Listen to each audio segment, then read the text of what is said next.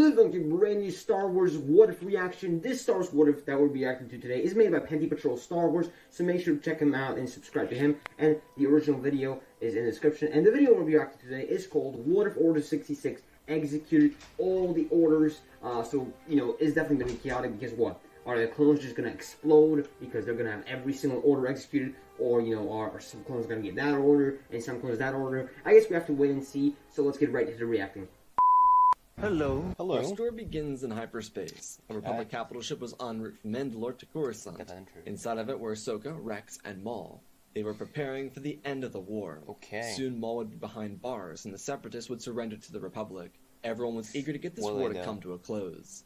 As Ahsoka and Rex were standing on the bridge, Rex turned back to take a communication. Down below the bridge, in the clone barracks, a bunch of clones gathered around a communication table when they got an important notification from Coruscant. The captain pressed a button on the console, and a message popped up. It was Pork Bun, the sponsor of today's video. Do you need a domain? Yoda does, for his brand new Mojo Dojo Casa house. He found it right here on Pork Bun. They've got hundreds of different domain extensions so that you can create websites, blogs, portfolios, and anything to show off your talents. Every domain with Pork Bun comes with tons of features like SSL certifications, WHOIS privacy, DNS, and URL forwarding. Who doesn't like a good deal? Also, if you're worried about trying it out, they've got free trials available for their link in the bio tool, which helps you with keeping everything together on Pork Bun. Not to mention their brand new AI tool to help you stay on top of your game to keep an eye on how to manage your own domain.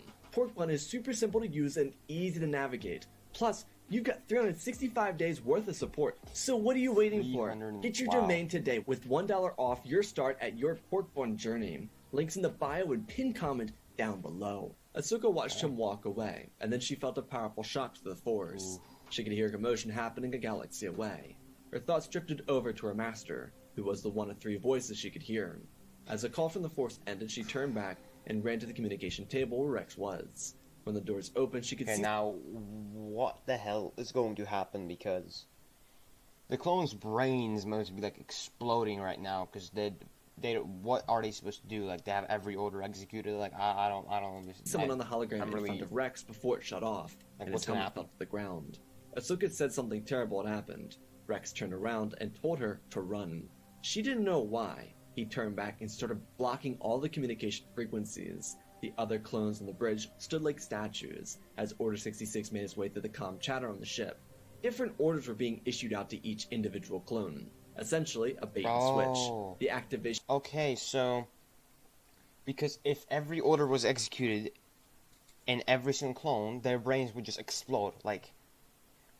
But what's happening is that every clone is getting a different order. So, let's say Rex could have Order 66 to execute the Jedi, and Jesse, which was on the ship, could get, like, Order 67 to start dancing and clean his armor. So, every clone is going to get a different order.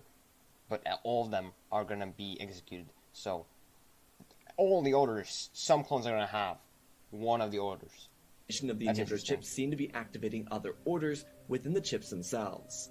The other two troopers on the bridge had gotten orders 133 and 134, but that wouldn't do them any good. Both of these referred to senators, whereas their commander, Rex, who had received Order 6, was currently running around the ship throwing each and every single communicator out, destroying communication devices, blocking communications, anything he could do to stop transmissions from coming in. He looked like he was out of his mind. However, Ahsoka wasn't out of the clear. A couple of other troopers were moving towards her and raising their weapons. Maul down below deck was being executed as this was happening. The two clones that had received Senate orders raised their weapons to defend Ahsoka. Everyone was on edge, and she simply told them to calm down, because the clones dealing with the Senate orders weren't here to kill. They set their weapons first on and dropped their brothers. Everyone was confused. Rex then came back and was out of breath. He told her that they should be safe now. Then the doors opened behind him. I'm not sure about that. Jesse walked in with the biggest smile in the world. He couldn't be more excited. He got Order 9, which meant it was Yip Tip Tuesday. He was ready to feast. Ahsoka and Rex looked— Order 9 is what, he got an order to eat food? to each other, and then back to Jesse's contagious smile. On Coruscant, the clones were trying to piece everything together. Commander Apod received Order 66, but he didn't realize no one else did. So when he ordered the men to the gunships, they were kind of just confused. They did comply, but they weren't sure why. A couple of them didn't. 3 of the men had received Order 121, and they were dealing with another issue. Their order was to incapacitate and capture all non-clone leadership within the Grand Army, which meant that Admiral Yularen would become a sitting duck. Luckily, nothing about this order was deadly, unless he resisted with hostile force. At the landing zone in front of the Jedi Temple, Commander Appo gathered his men up into formation. They awaited General Skywalker's arrival, but according to the Chancellor, he wasn't a Jedi. Didn't make much sense. What did that make him? They didn't really know. Due to the way the chips were acting, some of the men believed they had more important tasks to fill, but they weren't speaking up yet. They'd only begin to start having issues when Skywalker arrived at the landing zone. He got out of the ship and walked up to Appo, asking if everything was in order, and he nodded his head. Skywalker turned to the men and told them to march forward, except they didn't. One of the men with Order 29 was confused. If they were supposed to remove all local government officials, why were they at the temple? This order on Coruscant meant taking out mayors of districts and governors of cities. It was a very simple order, but the Jedi didn't have any political presence on Coruscant. Anakin turned back confused and told the trooper to follow orders. He was following orders though, which is why this didn't make any sense. He didn't understand the purpose of being here. What did the Jedi have to do with this? Another clone piped up and asked if they were even allowed to follow Anakin's orders. If he wasn't a Jedi, then he had no jurisdiction of command over them. Appo would have responded with hostility, but that was actually a fair point. If Anakin was a Jedi, they'd have to kill him, and now none of this made any sense. Anakin yelled, telling them that they were going to follow the orders given out by Palpatine. They were going to go into the temple and wipe out all the Jedi. Not everyone has that One order. of the clones asked if Anakin technically counted as a protester. If he wasn't a Jedi, he was a civilian, and he was disrupting a military movement. The clones started to murmur, and Appo called for them to get back into formation and move into the temple. Now, some of them were confused, especially those with Order 53, which focused on replacing galactic leadership with Jedi leadership. Essentially, take the Senate out, move the Jedi in. The clones were simply going to enforce that, so why not use that one? Anakin started to get really upset. He was already on edge, and he was here to do one job so that he could save his wife. Anakin turned to Appo and pointed at him, telling him to get his troopers under his control and get them ready. He claimed to be ready for command, but he was showing no signs of having any sort of control over his own men. As Anakin was pointing at Appo, one of the men raised their weapons and fired several stun rounds into Anakin's side, dropping him to the ground with a thud. The troopers all turned over, asking why he did that. Instead of not saying what his orders were, he recited it like he was reading from a drill manual, calling it Order 55, stunning all protesters regardless of their compliance with Republic protocol. Stunned protesters would be tried fairly in court after the comeuppance was dealt with by the Republic troopers. Because he said Order 55, everyone knew what he was talking about. That was the issue, and the reason for the confusion between Orders 53, 66, and 29. They were all following the correct orders, technically, but no one else knew what they were following because the individual clones didn't say what the orders were. So before anything could turn into a contest or a firefight, they dealt with Skywalker. Now there was still the pressing issue of, what about Orders 66 and 53? Were they supposed to execute the Jedi for treason against the Republic, or were they supposed to go and usurp the Galactic Republic and put the Jedi in command? What about Order 29? Appo initially thought about walking up to the gate and asking, but why would a Jedi say yes to Order 66? Since no one was stopping each other, there wasn't a need for hostilities. Appo asked what order the other troop had, and he said it was 53. So now, all these clones had 3 orders, many of them not aligning except for 53 and 55. What were they supposed to do? They just stood around awkwardly trying to figure it out. They could march on the temple, but if the order was actually 53, then they would be killing the supposedly leaders of the galaxy. This was terribly inconvenient. Inside the Resolute, Anakin would be locked up in a cell next to a very angry and upset Admiral Yularen. That's funny. Across the city, the Coruscant Guard was having an absolute field day.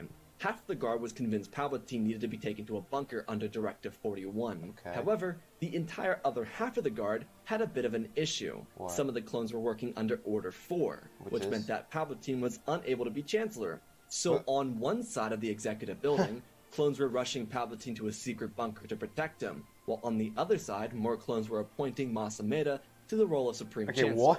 However, there was a terrible side effect to this. Because the clones announced to some other men in the unit that the new Chancellor was protected, the other clones, working with Order 65, had a serious issue with Mas Amedda, because he was their new target. Naturally, in the span of about 3 minutes, Masameda went from Palpatine's cool sidekick to Supreme Chancellor to public enemy number 1. Damn. The clones who appointed him as Chancellor left him alone because they wanted to secure his leadership. What came next was the firing squad.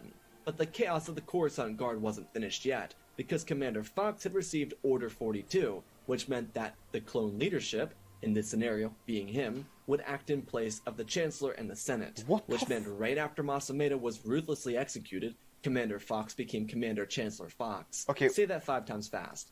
Fox is Chancellor. Commander Chancellor Fox. However, despite the other members in his unit following that directive, there were others with Order 43, meaning that their entire role was to incapacitate all forms of leadership on the galactic level. So while the 501st was thinking about dealing with local governments on Coruscant, the Coruscant Guard was dispatching troopers to capture Senate and executive leaders. Additionally, there were clones inside the building who were given Orders 7 and 8. These both had to do with the same thing. One just involved death. Order 7 resulted in all commanding clones being stripped of their military roles and captured, with Order 8 being the execution of clone leadership. Ironically, the only one that could impact Fox was Order 8, because Order 7 technically only counted for clones who were a commander and below, which Fox technically wasn't a commander anymore. Speaking of technicalities, Fox was now a target for the clones with Order 65, because he was acting as a Chancellor. Everything became tense, until another trooper suggested using Order 53, replacing all government officials with Jedi officials. He was the only one in the unit with the order, and he thought it would be a good idea. He didn't say the order number like the 501st trooper did, but he said that there was an order for it. He just didn't know that number.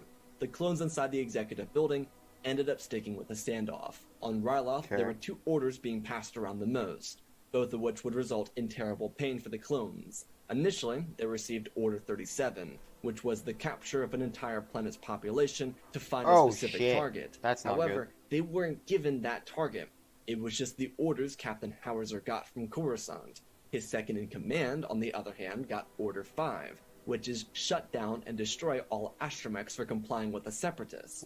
There was no evidence for it, but there was also one droid on the planet that wasn't going to just be turned off. His name was Chopper, and these clones wouldn't mess with him or Harrison Dula. So as the clones tried to shut down Chopper, they met true terror in the face of a droid menace. Across the Outer Rim on Felucia, Commander Bly was confused. He had been given Order 69, but as it turns out, it didn't do anything because this isn't Reddit.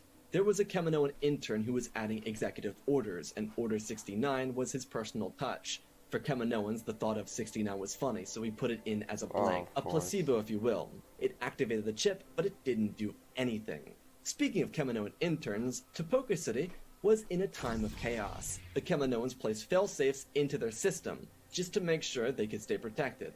None of the following 4 orders were meant to be activated, let alone at the same time. But essentially, one by one, everything on Kamino would be dealt with. Yes, there were troopers on Kamino with orders to deal with senators and so forth, but they weren't here, so why use them? Everyone just fell in line, starting with the execution of Order 111. It was simple: capture of Kamino and leading members of the planet. This was put in because the Kaminoans planned on using it if the Republic thought they would try and turn the clones against it. Essentially, a little reverse psychology. The hope was that in that scenario, they could marinate the Republic like it was a game of Among Us. However, what followed Order 111 was Order 112, the execution of all Kaminoan scientists. This order was made by Nalase to make sure her scientific data didn't fall into the wrong hands. She had plans with M-counts and other experiments like what she had done with Omega and the Bad Batch. To Nalase, this plan wouldn't ever have to be used, unless she was captured by the Separatists. The entire purpose of this was to protect Kaminoan investments. They could make new scientists, but they could not afford to lose the information, especially the kind that could make them a lot of money. Once the clones captured everyone, the entire science division was assassinated inside of their own labs. Which also went hand in hand with the following order, 113. This was to ensure the protection of Kaminoan science as well. If they couldn't have it, no one could. Order 113 would have every single lab. Wait, they're gonna Dude, that's, like, really bad. Because, like, the Kaminoan scientists are, like, you know, really smart. And now they're gonna destroy all their scientific discoveries and progress. I mean, that's really bad. That's lab in Tapoka City destroyed. Omega would be safe from this, but the labs would be decimated, ripped to shreds, and torn down.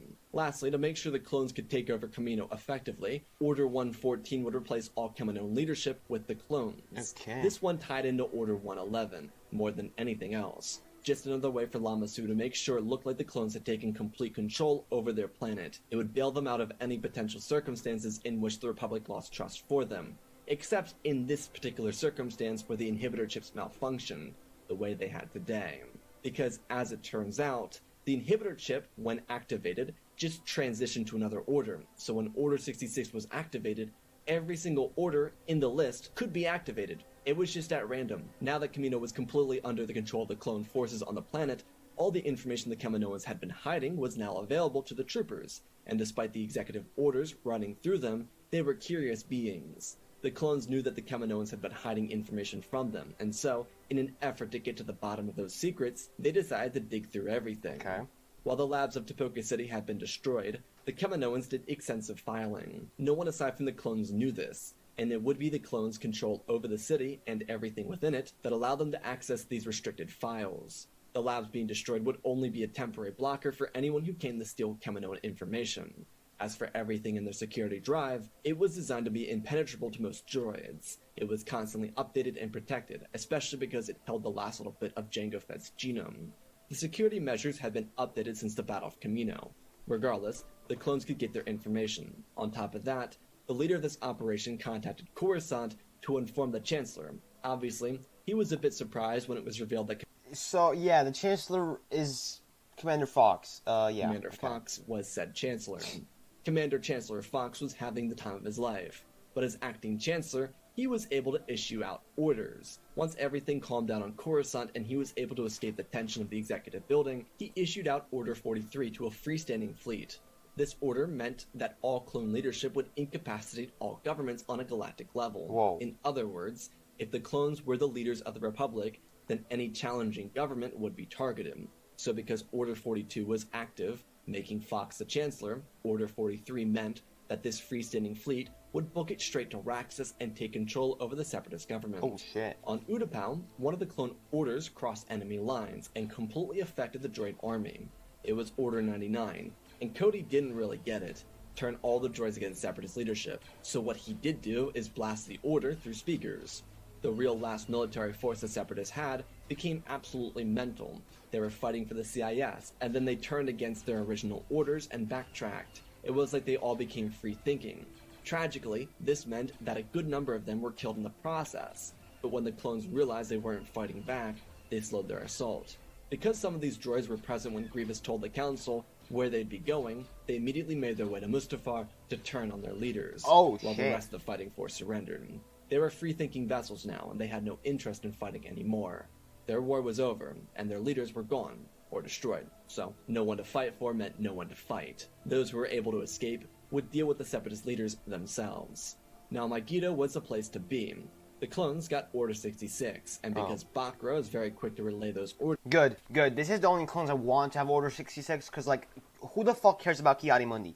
I want him to die, alright? I don't like Ki-Adi-Mundi, and if you like Ki-Adi-Mundi, you're a psychopath.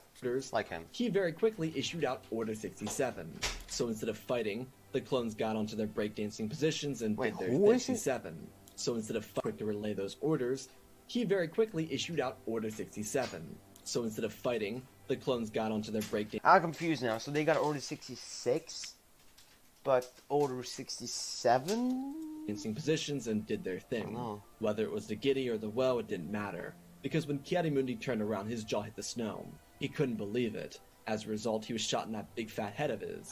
Once he was dead, the droids watched the dance-off, and because Ki-Adi-Mundi was dead, they danced on his corpse. Then the real battle of Megiddo came down to who could dance better than the other. Winning side kept the planet. Pretty good deal.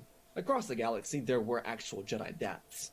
They just weren't as frequent. This explosion of Orders 1 through 150 didn't cause a civil war either. Most of the clones were just left in a perpetual state of confusion. Some of them were able to act on them, but for the most part, it was a back and forth of different orders. But there were two fixtures that saved the Jedi and even the clones. Though only one of these orders saved the clones from themselves. Order 149 and 150 were the two orders that canceled out everything. One of them just went through a more unorthodox means to achieve it. Order 150 canceled every single order that came before it, essentially turning off the inhibitor chip and making it completely useless. After 150, the chips could not be turned on or activated ever again. Oh, that's good. When it came to 149, it made the clones their own greatest enemy. While some of the orders inside the list did turn the clones against their brothers, 149 was an elimination, that elimination being of self, which is why across many battlefronts, troopers were taking themselves out for no reason. It certainly was a luck of the draw, or unluck of the draw, I guess, when it came to these orders. Palpatine had 149 just in case the clones became too much to deal with. While he was responsible for some of the orders, most of the list weren't things he asked for. Regardless, the actions of 149 and 150 were slowing down the clone movements against the Jedi, and any other foes across the galaxy. Back on Coruscant, Anakin finally woke up after being stunned more than enough times. He was confused where he was, and Admiral Yularen told him that he was inside of a cell, along with any other crew that wasn't bred on Kamino. Anakin asked what was happening, and Yularen told him that the clones received an order from the Chancellor's office. It started or ended with 6, and then they all became loopy. Some of them wanted to kill Jedi, others wanted to take down a random mayor on the planet. There wasn't a rhyme or reason to what they were doing, but they were definitely controlled by whatever it was. Anakin wanted to break free, but there was a clone monitoring his cell, and his cell was also laced with electrical circuitry, so that if he tried to break free, he would be electrocuted. This wasn't standard inside of Venators. Anakin and Ahsoka implanted it because they believed they'd catch Ventress, Savage, Dooku, or Grievous. The fact that they hoped to catch Ventress and put her inside of the room tells you how old the room was. It really wasn't ever used because most of the prisoners weren't deadly like any of those individuals that were pretty much now dead. And now, a clone was watching over Anakin like a hawk. Again, because he and Ahsoka didn't want someone breaking free, their ray shield surrounding it made sure that no one with Force abilities could break out either, so there was no point in resisting. Yularen and Anakin were both very grumpy at this turn of events. Because the 501st stationed themselves outside the temple, Sindralik and his temple guard came out to investigate why they were here. It was kind of funny, because the clones had come to the conclusion that the 66th Order wasn't the one they were supposed to follow. Neither was the 53rd one. Chances are they were supposed to follow the 29th Order, by going out and taking out the local establishment. This conclusion came about because Fox was the Chancellor of the Republic right now. Everything on Coruscant seemed to be slowing down, but it was just unknown at this point. When Sindralik heard that Fox was Chancellor, he left immediately. The clones then fanned out. As they were doing this, there was a realization that Order 73 had been activated. Due to Fox staying inside the executive building, no one knew that there were clones inside the Senate building blasting down senators. Luckily, Order 73 only had to do with senators inside the Senate building. And even luckier, it was nighttime, so most of the Senate had left the building long before those orders were given out. Because the Jedi didn't know about Sidious being Palpatine, Sindralik was trying to help out the former Chancellor. He ran over to the executive building to help. The clones that had Order 66 didn't forget, but they believed it was an accurate order, one made so that the clones would not focus on that objective. This was mostly because Fox was insistent that they focus on securing the executive building. Also, one of his men had been hit with Order 77, which meant he was ordered to funnel out Republic propaganda, and Fox supported this big time. Commander Chancellor Fox didn't care for the Jedi, but they weren't his main concern. He was mostly worried about the senators or the former Chancellor. He believed if the Jedi tried to stop him, then he would wipe them out. But instead of trying to stop him, they just asked what he was doing. He simply said he was following orders. He needed to maintain the role of leader until the Republic could gather together and make right of whatever went wrong. Sindralik was very confused. Outside of Coruscant, there were issues starting to brew anyways. The contingency orders of the Galactic Republic had orders specified for commandos, and because most commandos never went anywhere near a unit or an army, it took time for them to get to them. The commandos were given Order 83 through 85. Among the other orders that were spread around the Republic, some commandos were out to execute government officials with Order 83. Others were forced to kill any and all of their targets with Order 84. And lastly, those with 85 were supposed to take control of the closest armies to them. These all had a multitude of issues, because a good number of the commandos' targets were innocent. On top of that, 85 conflicted with 85 because Order 101 meant that the commanding officer were to seize control of the largest standing army near them. The purpose of this order was in case a commando droid or another unit had seized control of the army without the troopers noticing. Essentially, 101 meant that the individual unit wouldn't accept orders until the replacement commander got there. This had already been dealt with, but now with Order 85, commandos were making their way to them, and the conflict became one of commandos and commanders. Inside the executive building, the Jedi mounted up. They were able to get Palpatine to return from the bunker he was taken to. The commanders were trying to sort out which of the orders were correct. Oppo had his, and Fox had his own. Now that they were sharing their orders with each other, it just added more to the inhibitor chip. How are they supposed to put the Jedi in power while also have the clones in power, take out the established local government on Coruscant, wipe out the senators inside the Senate building, but nowhere else, while also protect the former Chancellor in a bunker in case of an attack? Isn't that a whirlwind? Yes it is. But the Jedi were trying to deduce that this all was some sort of mistake, asking the important questions that the clones still hadn't been able to get around to. There were reports across the galaxy about a number of different events taking place. The most terrifying of them was a dance routine on Magneto. The Jedi figured out that if the order they got wasn't the order the others received, then perhaps they were faulty orders. Palpatine was really annoyed. He didn't understand how this could all go so wrong. It didn't matter. He just had to wait it out and take control over everything once it was finished. Fox then reported that the commander on Kamino had troops scouring the Kaminoan database for information. Sidious rolled his eyes. He would have used Order 149 on the clones at Kamino.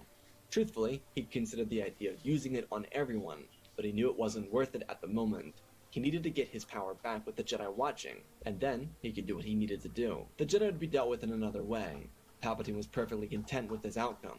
However, he was curious as to where Skywalker was. The funniest part about all of this is that despite the Jedi trying to help Palpatine, there were 3 dead Jedi just a couple rooms away.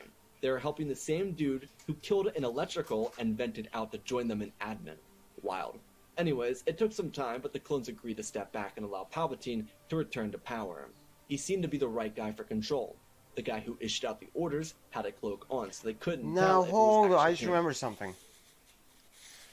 Palpatine executed the order after he killed the free Jedi and threw Mace Windu out of the window, and most likely killed him. So why are Jedi helping him? Do the other Jedi not know that Mace Windu and the free Jedi went to Palpatine's office and that he's a Sith Lord? They must not know. So only Mace Windu, this free Jedi, and Skywalker knew that he was a Sith. So they don't know, even though that Mace Windu knew. Wow. Or not. Palpatine said it wasn't, so that had to be true. For the Jedi, this was the weird part. How or why would the clones follow orders so blindly? Everything felt really eerie about this. Additionally, there was a concern to why Palpatine was wearing his hood, but he just said he was cold. In symbolic bond, He was cold. He barely interacted with Palpatine before this moment, so he didn't have any reason to not believe him. When it came to the cloak, it was just a toss-up. Palpatine hadn't lied to the Jedi yet, why would he lie to their faces? As Palpatine took his power back, the clones stepped aside and the Jedi asked Palpatine what they could do for him to help him out. He told them to go to the Senate building and make sure everything was okay and taken care of. As he was making his request, Fox and Oppo informed everyone in their units that Palpatine was Chancellor once again.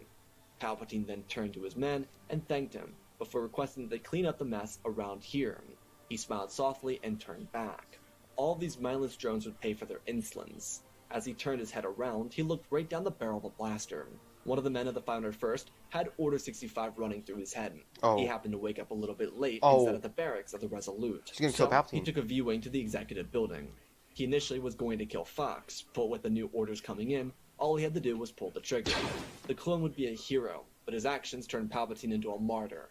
The shot heard around the galaxy would kill Palpatine instantly, and the clone would be killed in 1 or 2 shots by his own brothers. It wouldn't be until a couple hours later that Clone Command was able to issue out Executive Order 150 to the entire galaxy. This nullified all commands, and therefore made the inhibitor chips permanently useless. But the effects of Order 66 changed the galaxy. Despite Palpatine being killed, several Jedi were slaughtered, several clones were killed by their brothers, and by their own hands. Not to mention innocent targets, Kaminoans, and a handful of unlucky senators inside the Senate building. There was at least some good news. Commander Chancellor Fox pushed for a successful attack at Raxus, and once Order 150 made it through Republic Comm chatter, Raxus was captured. The war was over. The transition from war to peace was one of the weirdest occurrences ever seen in galactic history. Before Palpatine's death, there was a wave of propaganda released by Fox's administration. Obviously, Palpatine was dead, but the B-1 droids from Utapau killed and reported the deaths of the entire Separatist Council on Mustafar. Inside the Resolute, Anakin and Yularen were released from prison, and due to the chaos and ineffectiveness of Order 66, Anakin rushed to Padme. He believed he was in the clear. Skywalker would be able to be with Padme when she gave birth to Luke and Leia, and he would keep his seat on the High Council, especially with Ahsoka rejoining the Order. However, there was an issue. Because the Jedi and clones were leading... Now, yeah, hold up. They're gonna be like, where the fuck is Mace Windu, Agen Kolar, Kit Fisto, and, what was the last guy's name? Sazy Tin. Yeah, well, like, where are all those guys at? They're dead. Investigations, it was uncovered that Anakin was semi-responsible for the death of Mace Windu. Ooh. His actions directly resulted in Mace's death, and therefore, he was removed from the Jedi Order. Ooh. Despite the losses the Jedi suffered, the Kaminoans were the greatest victims of this execution. They lost their entire science wing, all their scientists, and the Republic wouldn't pay them for the army they created. Because, as it was revealed by the clones, the army was created to help Dooku take over the galaxy or something. That's how it came across to the public. The Jedi were able to uncover the truth about Palpatine, but the Republic covered it up. He was already a martyr to the public. There was no need to lose the patriotism. With Anakin kicked out of the Order, the Jedi were able to secure themselves in this post-war era. Due to the semi-heroic actions of the clones on Kamino, the Senate would elect for them to get pensions and protection once they decide to retire from military life. And they also elected to help the clones adjust into the post-war and retirement eras as well. While they were good soldiers, they weren't able to reduce their accelerated aging. This was because of all the Kaminoans killed. The loss and sacrifice during the trials of Order 66 would be remembered annually. The clones and Jedi would never hold animosity towards each other, and would become the strongest alliance in the post-war era. With 4 council members gone, Obi-Wan would be elevated to Master of the Order. Anakin, despite being upset about being forced from the Jedi Order, would be able to live a relatively ordinary life. He enjoyed being married, and he enjoyed being with his children. Padme stayed in politics to help restructure the Republic away from the role of Chancellor, but their little dynamic worked well for the two of them. The trials of Order 66 would leave not just the Skywalker family, but the rest of the galaxy on the better side of what could have been a tragic outcome. Yep. And that, my friends, is our story. Again, special thanks. That was weird. That was a weird scenario. That was really weird and chaotic, and my brain is kind of my brain is kind of after watching that. But I'm gonna give this one an 7.5 out of 10. This scenario, that was pretty good, really. It's better than 7. Not quite there at 8, so 7.5 I think is a good rating for this scenario. 7.5 out of 10. You know, the story was good. I think some funny moments. I like how he explained what every order meant that the clones got, and it was a good plot. You know, Palpatine's dead. The galaxy is happy. So I enjoyed this, but my brain is kind of exhausted from this. But yeah, 7.5 out of 10. Okay, so that's it for this video, guys. I hope you enjoyed. If you did enjoy, subscribe to me and subscribe to Pente Patrol Star Wars. Link to his channel will be down below in the description of this video, and link to the original video down below in the description of the video as well. So, you know, we got the answer for our question in the beginning. The clone did not explode because not every clone got the same order. So every clone got one order, but it was not the same order. So this is very, very interesting. Again, remember to subscribe to me. I appreciate it if you do. We're trying to reach 1,000 subscribers before the end of 2024. Like the video if you enjoy, share it to anybody you know, such as your stepmom, your crocodile, your lion, your chair, and your gaming setup. Thank you very much if you do so, and that is all I have to say. Thank you so much for watching. This is the way, and may the force be with you, and I'll see you next time. Hey, you didn't watch it? Well, check out the video on the left side of the screen, which is specifically recommended for you, or check out the playlist on the right of the screen, which contains similar videos to this one, made by me, of course. Hey, remember, subscribe.